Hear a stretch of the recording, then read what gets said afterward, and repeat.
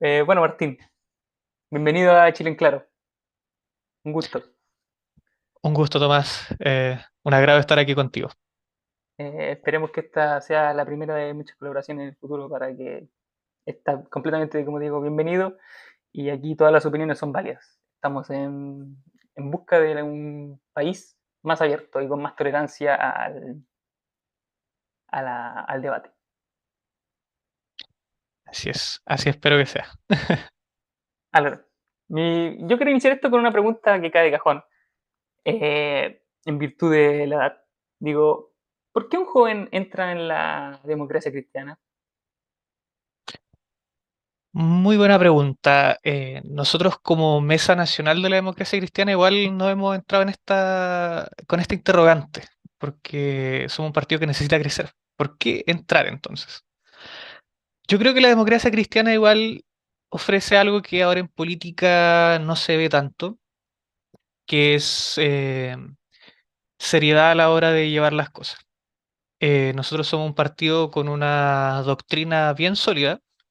Tenemos fundamentos a los que replegarnos en momentos de crisis ideológica y además ofrece lo que se ha perdido en la política chilena actualmente, que es la capacidad de diálogo. O sea, yo creo que uno siempre tiene que estar abierto a discutir las ideas con el adversario dentro de las legítimas diferencias que podemos tener, pero esta dinámica de atrincherarse, de negarse a ceder ni un centímetro, ha sido muy dañina. Nosotros como democracia cristiana ofrecemos esto.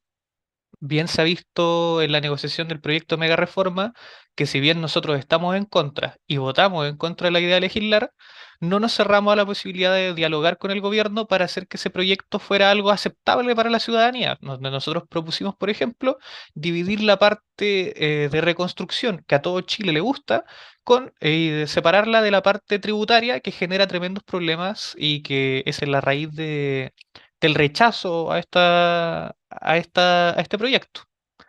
Entonces, ofrecemos eso como partido nosotros. Y es algo que, por ejemplo, a mí en lo personal también me llamó la atención cuando decidí entrar. Em, yo particularmente entré por una escuela de formación que hace el partido. El partido igual le da harta importancia a la formación de jóvenes. Yo en aquellos años era secundario, cerca de 16, 15 años.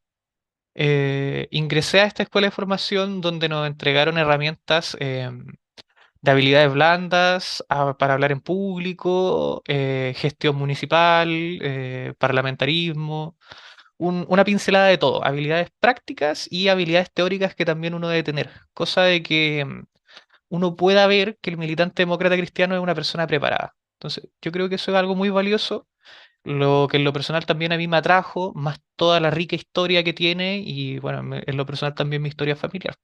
Ahí yo quería entrar en un punto importante, porque si bien todo lo que me contaste del, digamos, del contexto de la democracia cristiana en la actualidad es bastante válido porque se entiende, porque es un partido, digamos, que ha perdido mucho poder Sí, y mucha importancia, mucho peso político en la actualidad, digamos así, porque en un momento, digamos, la democracia cristiana tuvo el primer presidente en democracia, el primer presidente en democracia, que sentó las bases para lo que, para los, digamos, para los 20 años que vinieron después de gobierno, con Frey, con Lagos y con Bachelet. Entonces a mí me sorprende como un joven, digamos, porque tú tenías entre 23 y 24 años, ¿no?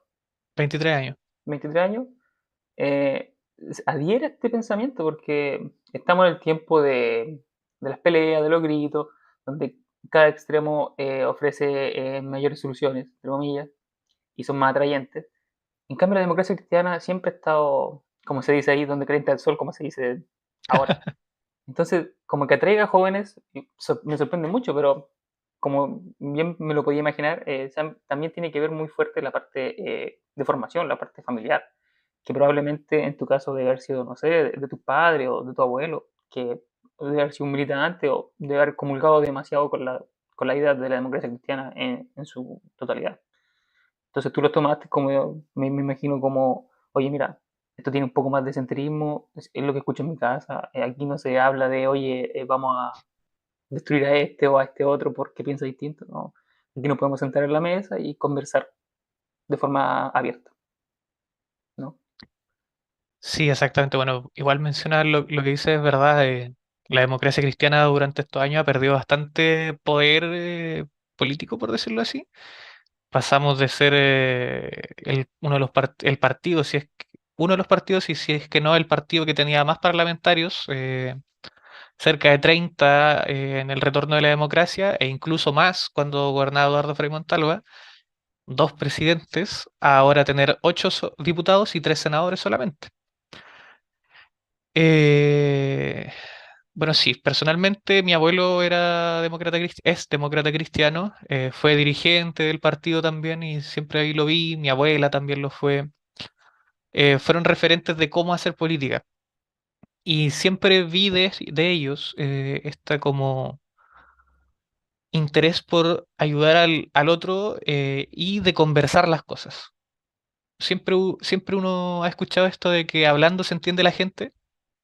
Y sí, porque si tú partes de la base de gritarle a la persona que tienes al frente, te cierras totalmente a la posibilidad, pues ya el otro ya va a estar totalmente cerrado a la posibilidad de llegar a un acuerdo contigo y así es muy difícil avanzar. Al final, lo que lleva a esa dinámica es que uno se imponga sobre el otro, Bueno, cuando, bueno, de mi al fin- percepción debe ser un acuerdo. al final es como un poquito la política hoy en día, ¿no? Como yo la llamo, la política de la guerra. Exactamente. Y bueno, eso igual nos ha llevado a las dinámicas de los últimos años en los gobiernos, que un gobierno que gana se cree con el derecho de hacer absolutamente todo lo que venga en su programa porque es lo que dijo la mayoría, pero la mayoría no puede gobernar ignorando a la minoría, porque al final no es una elección unánime, significa que hay gente que piensa de otra manera, y no por pensar diferente y en menor medida, significa que su opinión no sea válida y no merezca ser escuchado, a lo menos tomada en cuenta. Ya lo decía Patricio Elwin, Chile es uno solo, y tenemos que gobernar para todos. Yo con ese discurso comulgo bastante, fuera de que es partido Orwin, pero comulgo bastante en el sentido de que yo creo que Chile no es ni el 1% más rico ni la familia que no alcanza a llegar a fin de mes con el sueldo. Chile somos desde ellos hasta estos de acá. Y no hay diferencia. O sea, pero nadie da cuenta de eso. Y Exactamente. en relación a esto, a la política de hoy en día, eh, tú personalmente y también bajo la mirada del partido de la DC, ¿qué crees que perdió la política chilena? Mm, yo creo que ha perdido seriedad. Últimamente la política chilena se ha llevado a una suerte de farándula política donde el que grita más fuerte o dice la cuña más rimbombante en la tele, el que se lleva más rating y más crédito político, se ha ido dejando de lado el trabajo serio, como si yo creo que un político de elección popular debiera trabajar como si fuera un funcionario contratado, porque al final nuestro jefe es Chile. Deberíamos trabajar con seriedad con una idea como centrada de cómo llevar nuestras cosas. Uno en el trabajo no anda gritando o tratando de llamar la atención.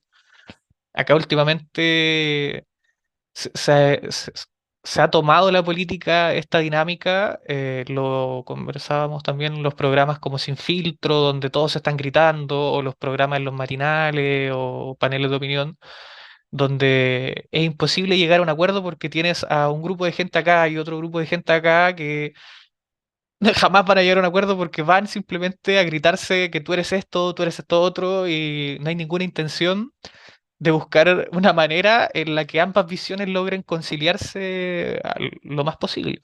O sea, digamos, ¿tú crees que en la actualidad, no, hablemos más que de actualidad, más que del de hoy, hablemos desde hace 16 años atrás, desde que asumió Piñera uno? ¿Tú crees que la política chilena perdió el profesionalismo? Sí, yo creo que ha habido una decadencia en eso y lo hemos visto, por ejemplo, en varios parlamentarios que vienen del mundo de la farándula o alcaldes que vienen del mundo de la farándula, que la verdad salieron electos no por capacidades técnicas para llevar a cabo su labor, sino que por popularidad mediática. Y eso genera un daño tremendo, porque al final tienes personas que no están preparadas y que no tienen interés en esto en cargos muy importantes. Y aquí tienes dos opciones: que esas personas electas hagan lo que ellos quieren y lo hagan mal, o bueno, suponiendo que no se logren adaptar, o que van a ser títeres de intereses que están detrás, que eso también es dañino.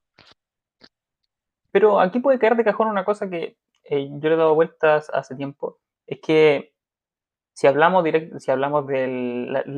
retorno a la democracia, porque todos estamos claros que Chile se cortó en un momento de la historia democráticamente y volvimos en el año 90. Entonces, desde el año 90 hasta el año 2010 gobernó la concertación, como todos conocemos, y parte de estos partidos de la concertación era la democracia cristiana. Y como tú me dijiste un poquito hacia adelante, hacia atrás, era el partido más importante dentro de esta coalición, con, lo- con la mayor cantidad de parlamentarios, senadores, diputados. Y probablemente debe ser que a como hemos llegado ahora, puede ser que haya sido por el modelo que agotó de la concertación, como la élite política que llegó hasta el pic y no supo cómo administrar las herramientas que le entregó a la ciudadanía, como decir, oye, nuestro relato puede seguir existiendo hacia adelante. Yo creo que ahí tienes mucha razón. Bueno, la concertación yo creo que sí es una de las coaliciones políticas más exitosas, si es que no la más exitosa, que ganó 4 gobiernos seguidos, eh, pero tuvo un problema. Y uno siempre tiene que ser autocrítico, porque sin autocrítica uno jamás va a mejorar. Ujú, Yo creo que la concertación perdió la calle. Perdieron lo que hablábamos de esto, de estas cúpulas y estas como ahí generó una desconexión de la clase política con la ciudadanía.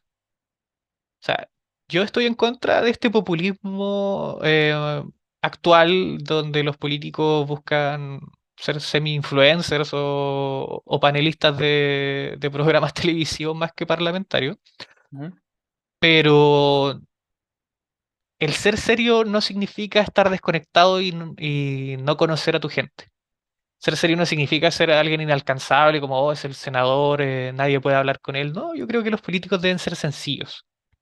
Deben ser gente que camina por la calle con tranquilidad, debe ser gente que va a comprar al supermercado donde van a comprar todos, que toman transporte público, porque eso fue lo que generó, bueno, a mi juicio generó este como descontento con la clase política tradicional que podríamos relacionar con la concertación.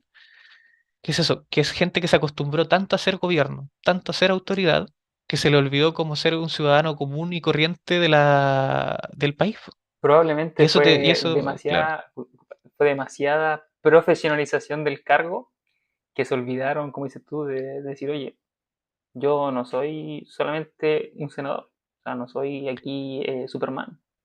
O sea, yo tengo que ir al supermercado, tengo que ver con la gente en la micro. Realmente no la tomo, pero claro. si tuviera que ser la situación, la hago.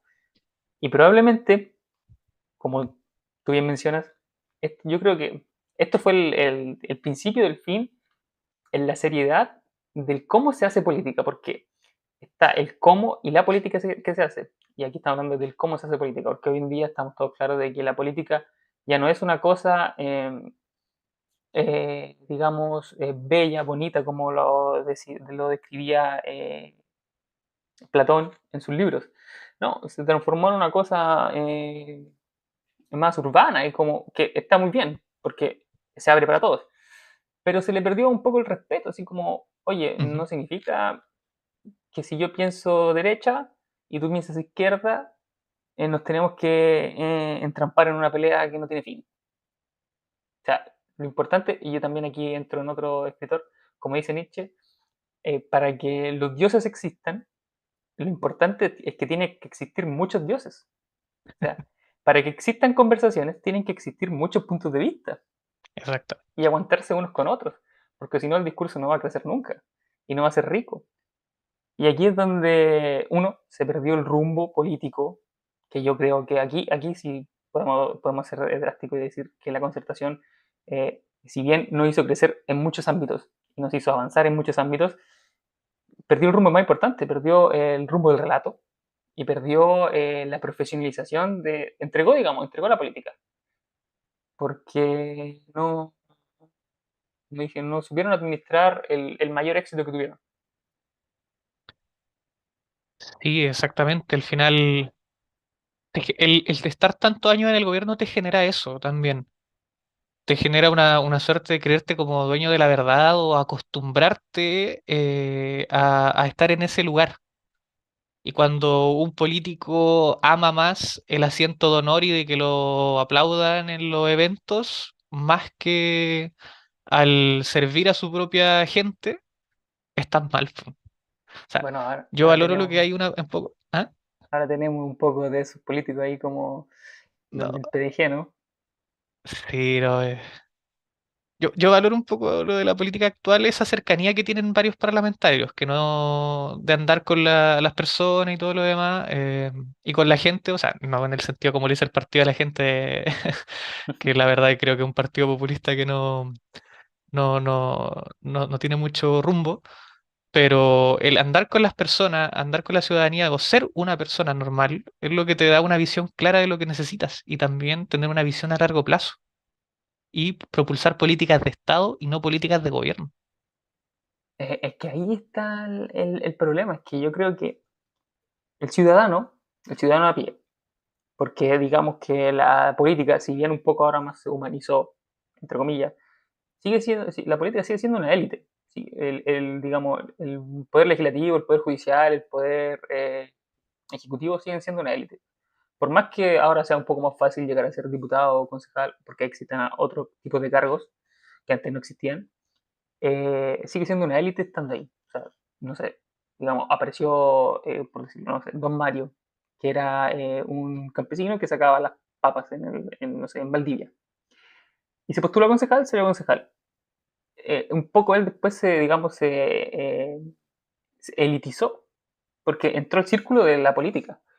Y yo creo que un poco de la tónica general de que es como que, oye, aquí no vemos tanto por quién nos eligió, si bien lo decimos al medio, vemos un poco políticas más de, como dijiste tú, más de Estado, así como, ¿de qué forma podemos seguir concentrando el poder que ya teníamos y que queremos seguir teniendo?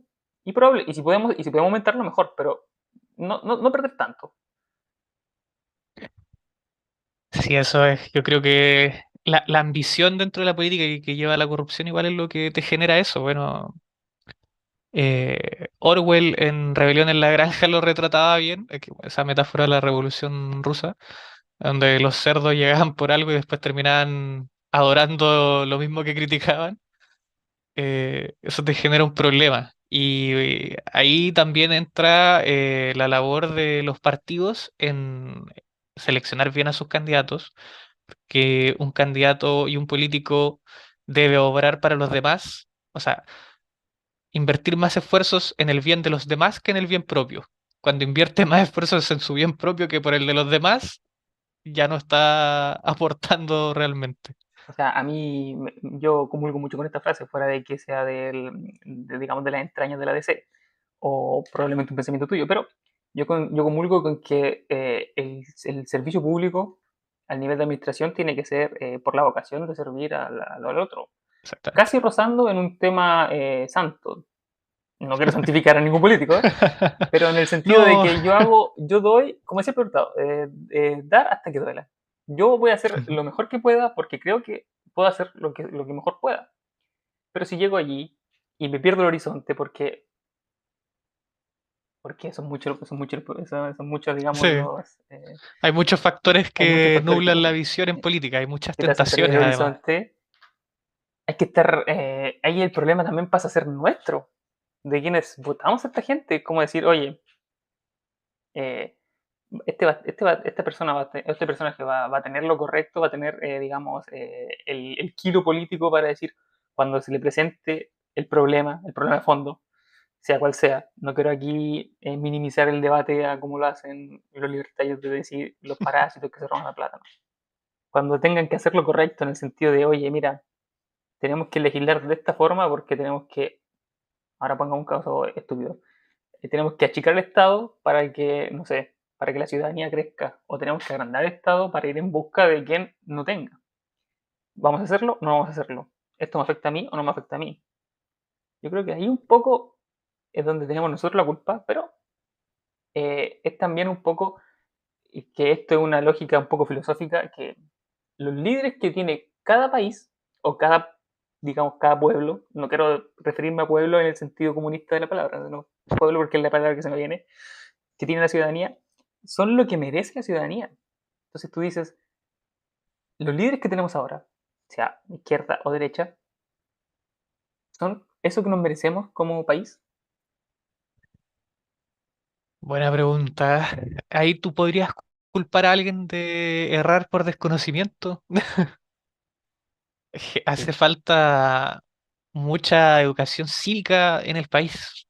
Para empezar, para que la gente entienda qué es lo que está votando, qué es lo que hace un senador, qué es lo que hace un presidente, dónde están sus facultades. Recuerdo en campaña presidencial cuando decían Kast va a quitar los beneficios sociales. La idea era que si uno puede claro, hay una responsabilidad en la ciudadanía por los líderes que eligen, pero si nosotros podemos culpar a alguien por una acción que hizo en desconocimiento, que vuelvo con lo que decía de Cast, que se hablaba de que él iba a quitar beneficios sociales y la gente decía que no lo podía hacer porque tenía que pasar por el Congreso y lo otro, y uno explicaba de que igual podía, de tal método y lo otro. Y finalmente sí, inició el proceso de recorte a los ministerios y programas sociales bastante agresivos, que dicho sea de paso, a la fecha de esto, aún no se ha hecho un oficio contradiciendo el oficio anterior, así que técnicamente sigue plenamente vigente la instrucción para los presupuestos ¿Del recorte del 3%? de lo... Bueno, sí, sí, sí, que al final hacen un recorte, el oficio número 16 que vino a recortar presupuestos que redujeron en gasto social 6.000 millones del presupuesto. Entre otras cosas, el oficio sugería descontinuar el programa de alimentación escolar, el programa PASE, salud mental, atención primaria, Pero no, será una metáfora. era una hipérbole. Ya, bueno, pero retomando eso, hay un nivel de responsabilidad ahí, pero al final la responsabilidad de educar a la ciudadanía es la del Estado. Y el Estado no se está haciendo cargo de la educación cívica de la ciudadanía. O sea, nosotros nos podemos quejar de que la gente no sabe lo que hace un concejal, que la gente no sabe lo que hace un alcalde, y está bien, no lo saben, pero ¿cómo lo va a saber si nadie le enseñó? Ya está bien que por los medios propios uno lo puede hacer, pero siendo algo tan importante, tan esencial en el funcionamiento de una sociedad, que el Estado debería hacerse cargo y entregar educación cívica a la ciudadanía. Yo creo que debería ser una asignatura, por ejemplo, en enseñanza media o básica, Ah, fundamental, tú porque... ahí tocas una fibra muy importante en nuestra sociedad, ¿eh? Porque claramente, bueno, no, con esto no queramos, yo soy uno, yo soy uno que no quiero quitarle culpas a las personas por desconocimiento, porque al final, Ujú, si desconozco o no desconozco, la gente, aunque conozco o no conozca, siempre vota por sentimiento. Nunca vota porque también, este me ofreció tantas cifras y este me ofreció tantas cifras, o este tiene un programa más también. concreto. Entonces, por mucho que la gente sepa, por mucho que la gente sepa de todo, o sea, o de la gran mayoría de cómo funciona el país, aún así van a votar desde la guata, que está muy bien, ¿eh? No estoy diciendo que sea errado. Pero ¿es correcto que exista el tema de una educación cívica como tal? Porque yo pienso que más allá para tener líderes competentes el día de mañana, que tarde o temprano esto va a ser el resultado de tomar media tiempo, pero yo creo que esto nos va a hacer servir, nos va a ayudar como sociedad en general, en todos los escalones de la sociedad, para poder enriquecer el discurso, enriquecer el diálogo, enriquecer la vida cotidiana. Bueno, con esto no quiero decir que van a bajar, no sé, los homicidios, los robos, otras cosas, que eso son competencias No, de ministerios específicos. Pero yo hablo en el sentido de la convivencia de la ciudadanía, de la tolerancia, porque un poco lo que demuestra la política, que si es como, yo pienso en la política como el padre y los hijos. Si yo veo que mis padres están todo el día gritándose, yo como hijo veo que esto es normal. Entonces, ¿qué hago yo con mis amigos? Grito. Entonces yo veo, porque mis padres, claro, mis padres aprueban esto, en mi caso, o sea, inconscientemente ellos aprueban que se tenga que gritar para llegar a soluciones. Entonces, si uno ve como ciudadano que en la política se grita para llegar a soluciones, o el que tiene más mano dura, el que manda, entonces esto está aprobado por la política, por quienes mandan, por quienes nos administran. Entonces tú dices, bueno, si lo hacen ellos, se aplica aquí. claro, es un efecto que va bajando. Si, ¿por qué yo tendría que hacer esto si hasta en esta esfera lo hacen de esta manera? Así es como lo que es socialmente aceptado. Igual están las responsabilidades propias de cómo llevar las cosas, pero influye el ejemplo que uno ve. El ejemplo día a día de las peleas, de los gritos, de la poca tolerancia que hay el uno con el otro. Si bien no podemos pedir que, ahora si vamos con casos más concretos, no podemos pedir que el PC se ponga de acuerdo con el PNL, con los libertarios, pero hay una cosa por la que los dos trabajan, por la que los dos están ahí, que se llama Chile.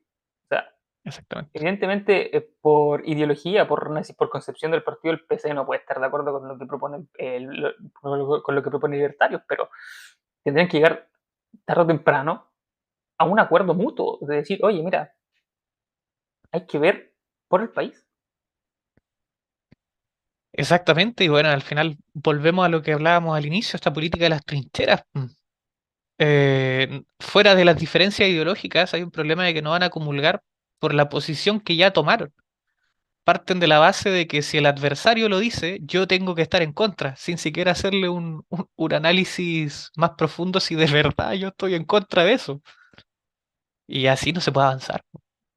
Mira, me quedan dos preguntas, pero digamos en honor al tiempo, no quiero extendernos mucho porque está siendo bastante rico este diálogo que estamos sosteniendo, ¿eh? Y me quedaría, digamos, que con las dos preguntas me quedaría corto para lo que me gustaría seguir extendiendo contigo, que si te gustaría, si te dejo invitado, podrías venir como invitado a un otro programa, a una otra columna. No, sería un gusto. Aquí da para hablar mucho este material y algo también fundamental que se Y debata. yo quiero siempre, porque nos extendimos mucho a la política en general, yo quiero siempre hacer la apología a la concertación, porque yo soy un fiel creyente de que la concertación fue algo que nos hizo crecer a pasos muy grandes, pero también no quiero, digamos, santificarla, no quiero decir que a lo mejor o que si la ponemos hoy en No, día funcionaría, porque evidentemente la concertación en el tiempo y en el momento que asumió el país, era lo que necesitábamos. Iba a funcionar. No era que si poníamos una centro derecha ahí iba a funcionar. No, no iba a funcionar. Necesitábamos una centro izquierda ahí. Funcionó la centro izquierda ahí. Tuvo sus pecados y sus venias. Y muy bien. Pero yo quiero preguntarte concretamente: ¿la concertación se agotó o fue abandonada? yo creo, no diría que se agotó, yo creo que la visión de formar un país de manera seria, estable, con diálogo, aún existe. El hecho de que saliera Sebastián Piñera igual afectó mucho, cambió bastante la dinámica y después el mismo contexto de la política global que polarizó mucho dejó a la concertación fuera de lo que era atractivo.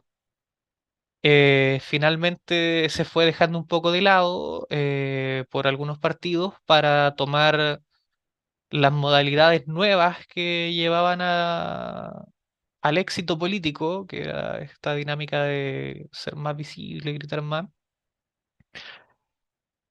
No creo que deberíamos volver a exactamente lo que era la concertación, Yo creo que la concertación, como bien tú dijiste, respondió a un momento de tiempo y a un contexto político, pero yo creo que hay que rescatar las virtudes que tuvo, que era este trabajo en coaliciones ordenadas, este diálogo.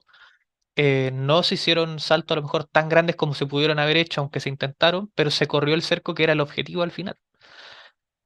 Respondiendo más precisamente a tu pregunta, para no irme por las ramas como político, eh, habría una suerte de abandono a ese proyecto por parte de algunos de los partidos. Y Pero algunos de los partidos... cuáles partidos? Si nos ponemos aquí más directos. Bueno, yo creo que el PS se cambió su estilo de hacer política y bueno, le ha resultado, es válido. Y por otra parte, el PPD, la DC y el Partido Radical continuaron más o menos por esta línea, pero esta línea es un poco menos atractiva en ocasiones y eso ha desembocado en problemas como que el Partido Radical se disolviera en la elección pasada y que el PPD también esté bastante moribundo. La DC la daban por muerta, pero tuvimos nuestro segundo aire. Pero fíjate que después de tantos años de irnos de extremo a extremo, más ahora acentuado con el gobierno de Kast y anteriormente con algunas situaciones con el gobierno de Boric, igual la gente ahora está pidiendo a veces como ya pónganse serios. Esa frase como ya como hagan la pega, sí. Y es lo que, bueno, Kast trató de vender, pero al final terminó siendo puro humo. Yo creo que esa política y visión de la política que tiene la concertación va a renacer a futuro. No exactamente igual, porque como decíamos, la concertación respondió a su tiempo, pero esa dinámica de coaliciones fuertes y amplias y que tengan la capacidad de diálogo, yo creo que va a Yo, resurgir y yo creo que se está yo revalorizando de nuevo ese tipo de política. lo que tú me comentas ahora, lo veo un poco, bueno, en muy menor escala, no es que sea una cosa muy masiva, porque si recordamos la última votación de Cast, que ganó con 7 y algo más de millones de personas, Exactamente. en las calles y en redes sociales se veía también que los jóvenes adherían mucho con el pensamiento ultraderecha, con el pensamiento militar, de la dictadura, apologías, como salvemos no sé, retornemos a lo que fue en los años 80. Entonces tú dices, bueno, si está creciendo un poco la moderación, el sentimiento de que, oye, ¿cuándo vamos a ponernos, cuándo vamos a poner en medio del discurso al país, a la ciudadanía? Sigue estando este gran influencia, este gran movimiento de que, oye, mira, lo que la derecha hay que apretar, hay que mandar, hay que organizar y está teniendo un asidero en los jóvenes, que es lo peor. O sea, no quiero con esto decir que son mejores o peores los jóvenes de izquierda o derecha, Claro. porque, como digo, yo no comulgo con ninguno de los extremos, pero digo, me parece un poco violento el comulgar un poco esto, como decíamos siempre con un discurso del inicio, sin tanto contexto, porque es un poco hacer apologías de la dictadura como lo hace el diputado Olivares con la capa, Sí. es un poco violento porque al final da señales a la ciudadanía de decir, oye, esto nada, no es tan tranquilo, es un poco normal. No, es gravísimo. Bueno, hoy día también hace poco se movieron a los reos comunes de Punta Peuco. Está volviendo esa cárcel a ser un penal privilegiado. Pero yendo a lo de los jóvenes, igual esto es como producto de la cultura y de esta sociedad individualista en la que estamos viviendo últimamente. Muchos chicos no ven más allá de su propio interés. Muchos hombres jóvenes también. Muchos chicos ahora son muy incel, que como una respuesta a... no, toda acción tiene una reacción, la respuesta que haya mujeres más empoderadas, hombres frustrados tratando de volver a reimponer una cosa donde ellos mandaban. Pero ahí, Y ahí mi duda cae de cajón, que es donde quería llevar la conversación. Eh, un poco estos jóvenes, o digamos, esta sociedad que estamos, en la que estamos ahora, no es producto de lo que creó la democracia cristiana junto con la concertación, como que reduzcamos la pobreza, démosle más herramientas a una nueva clase emergente, que sería la clase media alta y clase media emergente, a la que llama el PDG y Parisi. Mm.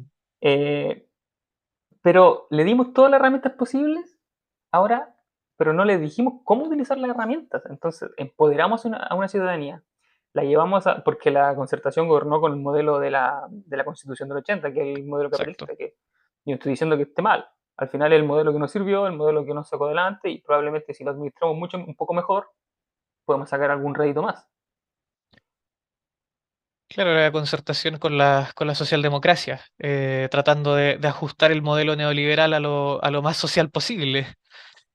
Sí, igual la concertación podría tener responsabilidad en la calidad de educación que entregó y el cómo vimos esto, pero igual no podemos ignorar los fenómenos globales.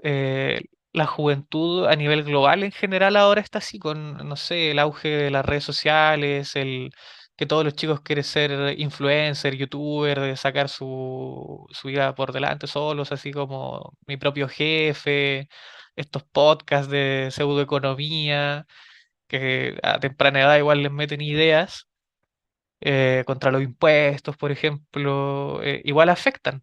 Es un factor que tampoco podemos desconocer. La concertación tiene su grave responsabilidad en cómo formó a los jóvenes chilenos, pero también el Internet y la globalización afecta un poco a nivel masivo de cómo la juventud global ve el mundo.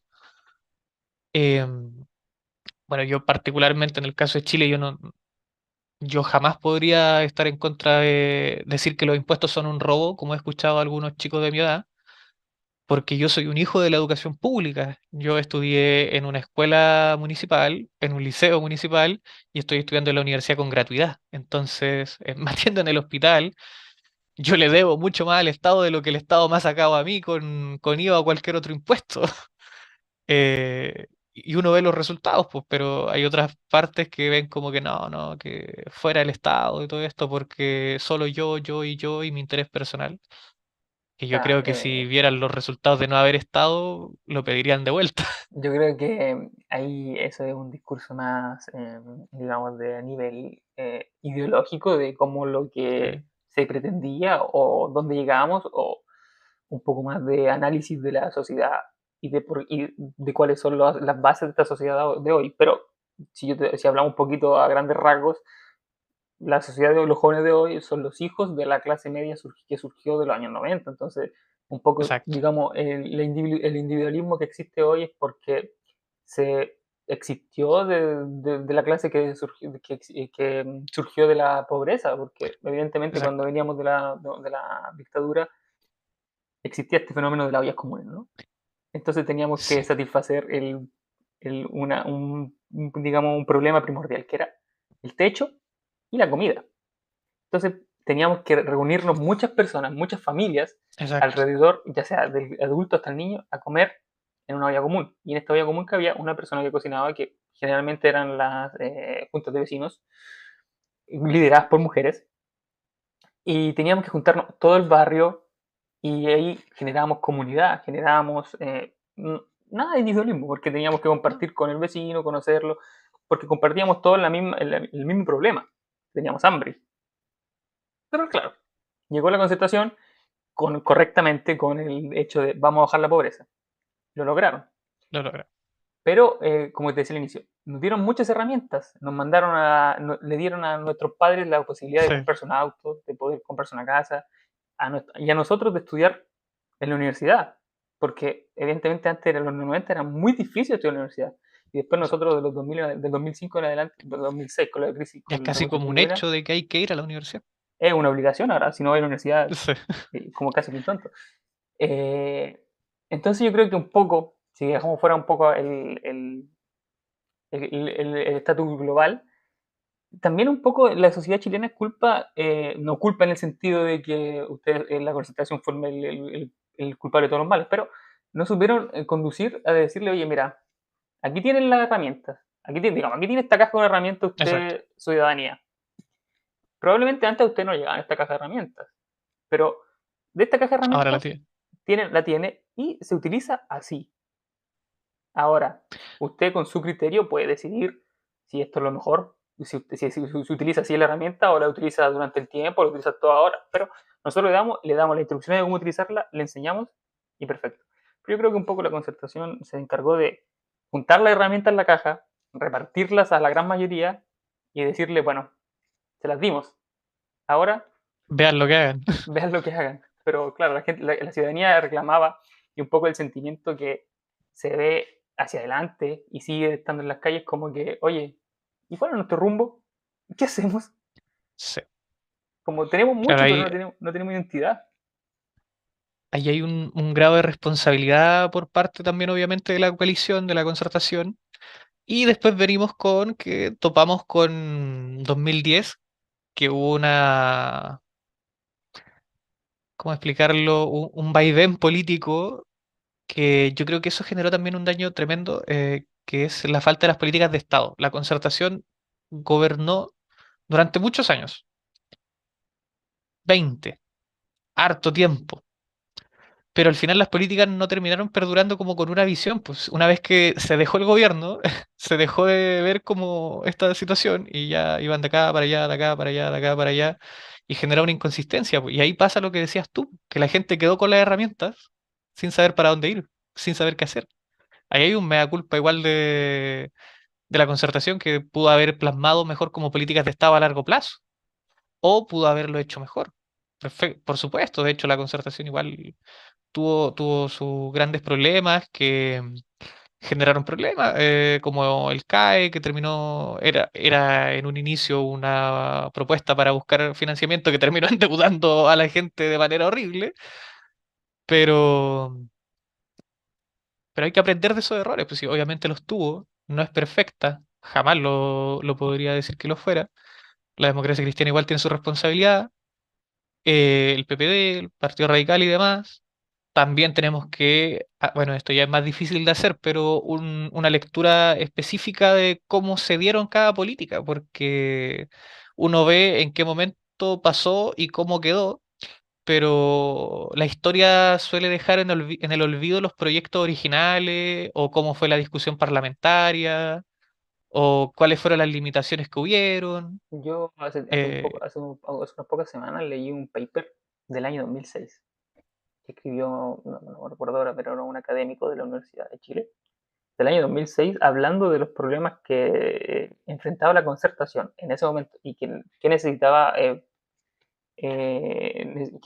para que pudiera seguir funcionando la concertación. Y la cosa es que... disculpa, que tengo que cargar justo el computador. ¿Le va la batería? Tú dime si sigues escuchando. sí, ahí se escucha. La cosa es que el tipo decía que la concertación. Marx, yo no soy, insisto, no soy comunista para nada, pero Marx planteaba una frase que decía: si mal no recuerdo, el hombre hace historia, pero no sabe qué historia hace. Y lo mismo, y él lo planteaba Buena eso con la frase. concertación, como la concertación hizo historia, estamos hablando del año 2006, o sea, recién salido Lagos y recién entraba Bachelet. La concertación hizo historia, está haciendo historia, pero no sabe qué historia está haciendo todavía. Y se está pisando la cola entre eso, porque inició con un discurso de reparación con Elwin, después lo siguió Frey, pero Frey después inició con un discurso de reparación siempre, reparación de los daños, y internacionalización del país. Lo logró. Y después vino Lagos con la modernización. Pero siempre era un discurso con la premisa de la reparación. Pero claro, al año 2006 se tenían que seguir reparando algunas cosas. Siempre estamos hablando de lo que todos sabemos, no quiero hacer mucho hincapié en eso, porque sería una cosa que hiere mucho sentimiento y la verdad es que no podemos seguir siempre sobre la base de eso, porque si seguimos siempre sobre la base de eso, vamos a estar hasta el año 2085 en el mismo discurso. Entonces, Yo creo que hay una situación que es porque seguimos atrapados en la reparación y es que, no, yo siempre había escuchado eso, que es difícil perdonar a quien no se arrepiente. Y yo creo que con, por ejemplo, el diputado Olivares, con la capa de Pinochet, o con lo que te mencionaba ahora de que Punta Peuco volvió a hacer un penal especial, es difícil dejar eso atrás si el daño te lo siguen haciendo constantemente.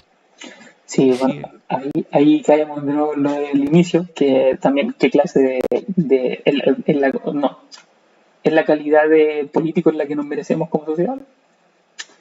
Pero bueno, la cosa es que en este paper el tipo decía esto de como qué historia está haciendo la concertación y claro, sí, pero siempre tenían de hilo conductor la reparación, o sea, era como la reparación más un apellido. Elwin solo reparación, bueno, reparación más, y transición. más que transición, era reparación más alejamiento de la pobreza. Lo logró. Después tenía Frey, como te dije, reparación más internacionalización. Lagos, reparación más modernización. Después tenía Bachelet, que fue reparación, y bueno, y Bachelet hizo un montón de cosas, pero justo tuvo en medio de la crisis del 2008 de subprime, así que como que si tenía algún apellido que ponerle, su apellido fue de salvación. Y no lo hizo tan mal, ¿eh? Al final, si bien creció muy poco económicamente, pero también se le puede dar el favor de que tuvo en medio de esa crisis mundial. Pero la cosa es que a lo mejor perdieron el hilo conductor en el sentido de que, oye, y estamos en 2010, ¿tenemos que seguir reparando? ¿O es necesario seguir reparando? ¿O qué tenemos que hacer más si ya internacionalizamos, ya bajamos la pobreza, ya modernizamos el Estado? Claro que llegas como sin ideas, así. Claro, como, ¿qué nos queda? Y ahí está la importancia de la política de saber diagnosticar su sociedad, porque la sociedad siempre va a tener algún problema que va a requerir que el Estado venga a solucionar. O sea, bueno, el Estado no necesariamente como directamente me refiero, sino como el aparataje estatal, la justicia y el gobierno venir a buscar una solución. O sea, estamos claros de que en una república como la que tenemos nosotros presidencial, se necesita un Estado fuerte. Bueno, si hacemos un paragón, disculpa, para hacer un salto, si hacemos un paragón con estados de bienestar, como lo son aquí en Europa, el Estado es fuerte, muy grande, y por contraparte las cosas del Estado funcionan muy bien. Pero claro, no quiere decir que sí, porque aquí funciona muy bien, tenemos que hacerla allá también, porque evidentemente son realidades y culturas muy distintas. Exacto. Entonces la política Sí, yo pienso que tiene que responder a las cosas que vive ahí. ese yo creo que es un problema cuando tú en política empiezas a ver números y no personas. Empiezas a olvidar que cada número tiene una identidad y un comportamiento diferente a los de aquí con los de allá. Y por eso muchas veces que se tratan de imprimir políticas extranjeras acá, no tienen los mismos resultados o se truncan un poco. Eso igual genera un problema considerable, porque no son sociedades iguales. No necesariamente, sin prepararla, no van a reaccionar de la misma manera. O sea, mira, yo creo que la sociedad chilena es un poco especial, ¿sí? Porque con el estallido social queríamos un cambio de todo. Perfecto.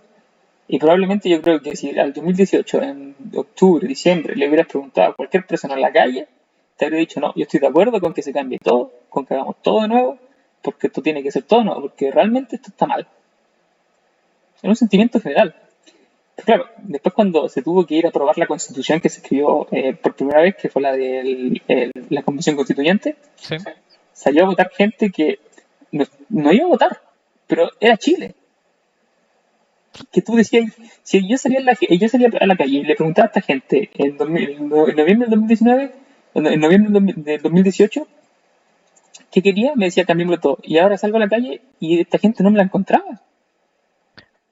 Igual Y sin embargo me votó en contra de ahí todo. hay un trabajo tremendo que hubo también de desinformación. Yo no creo que haya sido una constitución perfecta, yo creo que tenía harto avance y en otras cosas que se pasaron un par de pueblos.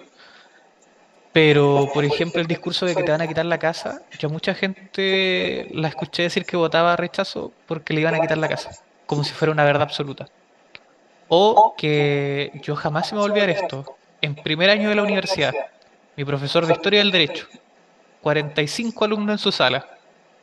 El hombre, dicho de paso, era republicano, después supimos. Y nos dice, chicos, yo como abogado y opinión experta les digo que tienen que rechazar esto, porque esta es una constitución indígena, mapuche, nos dice.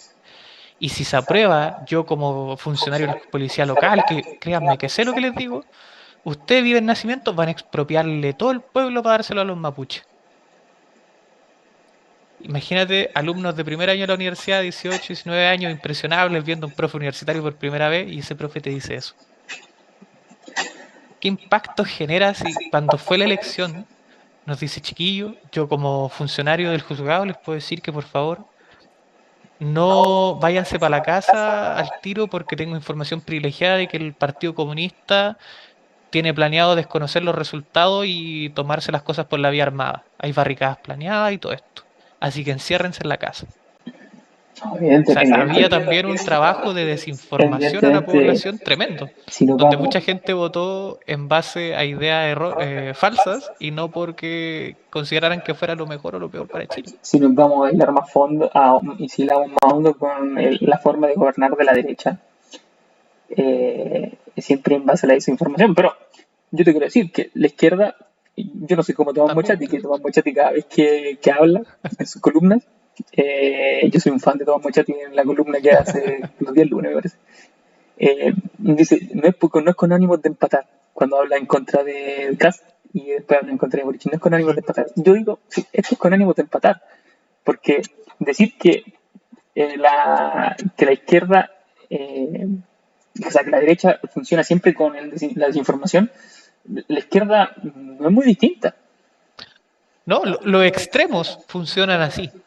Más que la derecha o la izquierda, son los extremos los que funcionan de esa base porque el extremo requiere de la sensación de inseguridad y la sensación del miedo por el otro para ganar adeptos, Y aquí ya es sea de donde, izquierda o de derecha. aquí es donde digamos, para cerrar la conversación que está muy buena, aquí es donde tiene que hacerse, digamos, donde yo soy un seguidor de los partidos que son mucho más moderados, porque yo me recuerdo con una conversación que tuve contigo, me parece que me comentaste que tú eras más de centro izquierda, entonces yo puedo inferir que la democracia cristiana es más a la izquierda, ¿no?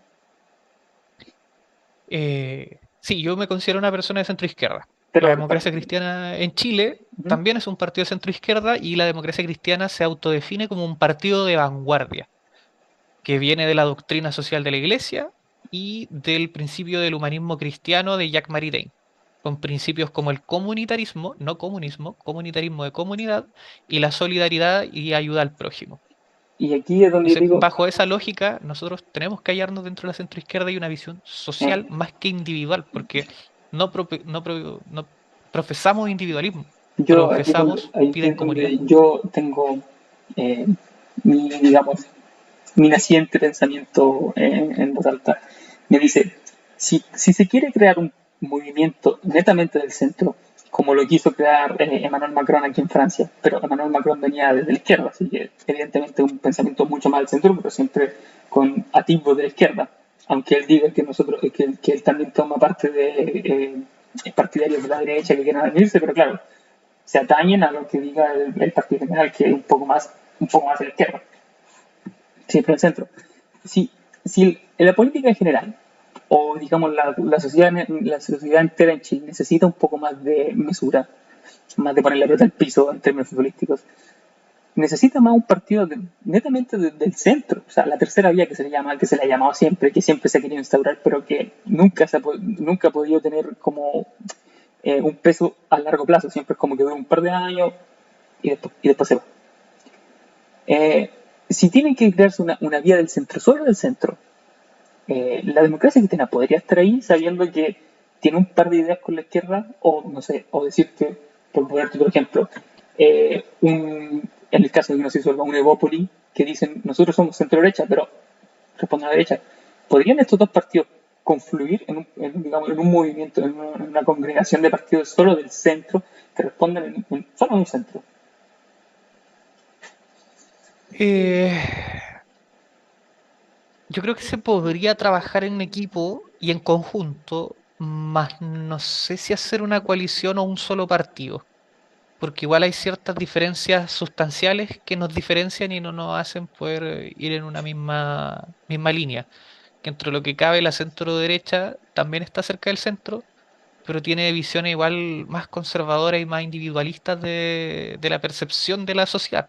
O sea, Evópoli es de derecha, pero moderado. y la DC sería de la centroizquierda, no sé si decirle de izquierda pero moderado, pero es es más progresista, ¿cachai? Igual, pero con una moderación y o sea, hay en la democracia cristiana militantes más conservadores, y eso también hay una diferencia etaria que tú lo puedes ver, pues no, un militante de 23 años como yo no va a pensar exactamente igual que un militante de 80 años respecto de temas más modernos, como por ejemplo el aborto. Pero, Claramente, yo creo que en toda escala de partido están los que son un poco más fanáticos, digamos así, y un poco menos fanáticos. exactamente. Pero dentro de lo que cabe están estas líneas ideológicas de la vida en comunidad. En cambio, la línea de partidos de derecha de Bópoli para allá tienen una visión más individual de la sociedad, del individuo solamente. En cambio, la DC tiene una visión de la vida en comunidad. Una perspectiva un poco, bueno, democracia cristiana, es una perspectiva del cristianismo primigenio, igual la comunidad. Entonces, no, hay cierta concepción de la sociedad igual diferente, aunque en la práctica muchas veces pueden terminar votando similar, pues sí, de hecho, a ver, en la televisión generalmente se da mucho énfasis a las grandes diferencias, pero muchos proyectos menores o menos mediáticos terminan siendo votados por espectros amplios de entre la izquierda y la derecha igualmente. Eh, lo último que dijiste fue un poco más de, digamos, digámoslo así, de sapiencia política, ¿no? De un poco más, le metiste todo el partido ahí, porque ya te explayaste directamente con información, te comillas, natura. Pero sí, sí, tienes razón. Yo, insisto, yo con este pensamiento que estoy empezando a iniciar, eh, cuando empecé a leer más de política, me pareció, digamos, el movimiento, como te dije, de Macron, es la República en Marcha, que se llama su partido, me pareció fantástico. Pues claro, después me puse un poco más a estudiar más a fondo con Macron y, claro, dije, bueno, al final no puede ser un centro puro, o sea, él viene de allá. Y, y veo un poco que los centros puros no existen, siempre vienen o vienen Exacto, de una parte de acá o vienen de una parte de allá, pero yo creo que confluyen siempre en la misma forma, o sea, confluyen en la forma de hacer dialogar lo de acá o lo de acá, pero ponen sus líneas, como le dijo nuestro amigo Kaiser, ponen sus límites rojos, ponen sus líneas rojas, o sea, esto es lo máximo que puede ir para acá y esto es lo máximo que puede ir para allá. De ahí no, de esto no exacto. puede pasar, pero siempre tenemos que mirar para adelante. Es que eso pasa con el centro. El centro, si uno lo ve en una línea, el centro es una raya que divide dos polos. Técnicamente tú no puedes estar aquí, siempre estás en un ladito o en el otro, pero más mesurado. Siempre vas a estar un poquitito más acá. Y en los partidos que están mucho más al centro, como lo fue por ejemplo la DC en los años 90, se generan facciones. La democracia cristiana en su tiempo, cuando era un partido más grande, tenía facciones. Facciones un poco más conservadoras y facciones un poco más progresistas. Entonces, dentro de lo que cabe, siempre va a haber un poquitito para acá, un poquitito para allá. Sí, tienes razón en cuanto a lo que la línea del centro es lo que divide los dos extremos, pero hay que tener un poco cuidado también con lo que hacen estos extremos, porque yo creo que si ahora hablamos un poco filosóficamente, acercarte mucho al precipicio te termina dejando al lado del barranco, te puedes caer, ¿no? Sí, exactamente. Y bueno, ningún extremo es bueno, la verdad. Uno tiene que buscar la mesura y lo mejor de ambos mundos. Por eso la democracia cristiana tiene estas dos líneas y una flecha hacia arriba. Ahora Siempre hacia arriba. ahora todo me causa lógica. Sí. Eh, Ahí hay que pero, buscar la mesura y el bienestar común, siempre, más bueno, que enamorarme de mis propias ideas. esperamos que dentro de los próximos 20 años aparezca un Macron en Chile, ¿no? O, Veremos expectantes cómo se desenvuelve la política nacional. o que no termine siendo Iván Puduc el presidente, porque si no, estamos perdidos. No, por favor, no. Bueno, Martín, déjame decirte que yo creo que ya te lo he dicho 3 veces durante la conversación. Ha sido un gustazo conversar contigo. Mira, no te miento, la conversación iba a ser como para una cosa corta, pero mira, se terminó extendiendo tantísimo tiempo. Yo creo que esto va para un programa solo contigo de conversación. Y fue bastante grato, ameno, escuchar tus ideas y, bueno, también saber darle un poco de analogía y un poco de contexto desde un joven de la democracia cristiana de cuál fue el problema de la concertación, cuáles fueron los problemas que tuvo, cuáles fueron los éxitos que tuvo y un poco de análisis de lo que es hoy en día y cómo un joven, insisto, llega a militar en un partido que si bien tuvo sus años de mucha gloria, hoy en día luce casi apagado, que es bastante interesante.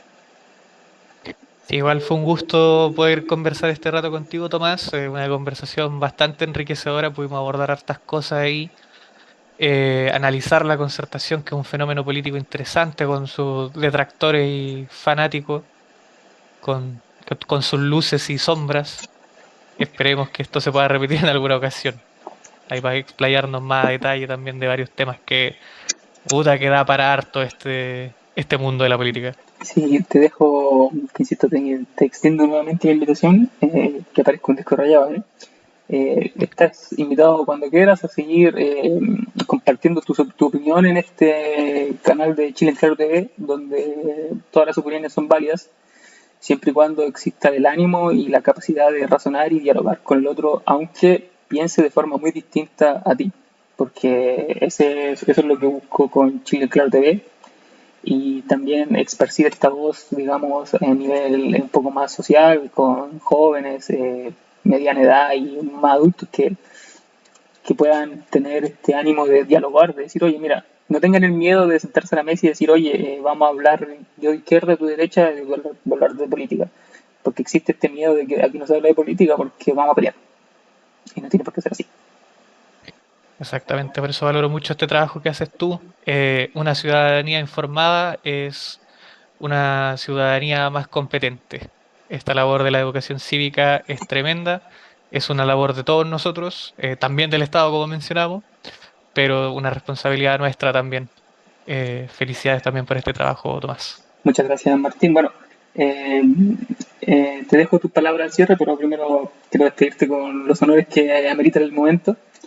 Eh, Fue un gusto haber tenido en el panel, digamos así, a Martín Sagredo, secretario general de la Juventud de la Democracia Cristiana.